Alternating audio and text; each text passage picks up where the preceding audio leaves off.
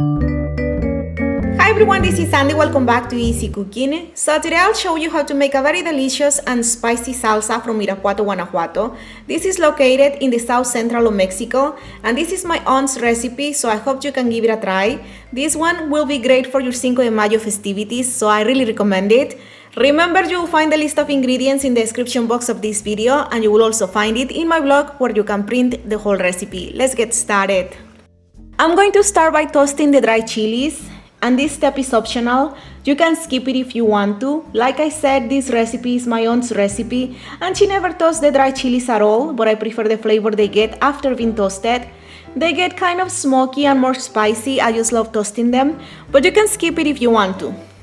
Remember, the dried chile de Arbol is really spicy, so feel free to use as many or as a few as you want. And this is going to be really quick. I just heated a little bit of extra virgin olive oil, and now I'm going to toast the dried chilies for less than a minute in total. And as you can see, I removed the stems from the dried chilies, so don't forget to remove the stems from the dried chilies. After you toast the dried chilies, now place them in the blender together with the mayonnaise, the mustard, and also add a small chunk of onion, 1 garlic clove, and 1 cup of evaporated milk. Season this with salt to taste. And now we're going to blend it on high until you get a soft sauce.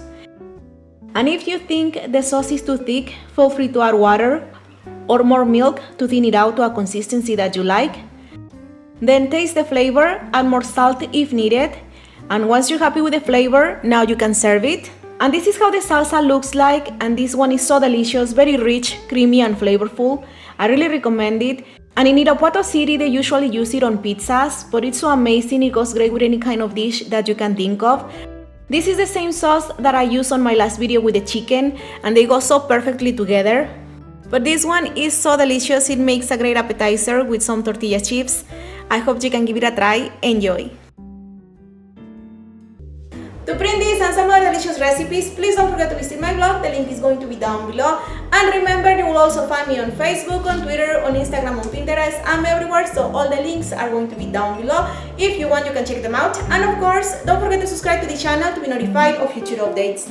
Thank you so much for watching, and I'll see you next time. Bye bye!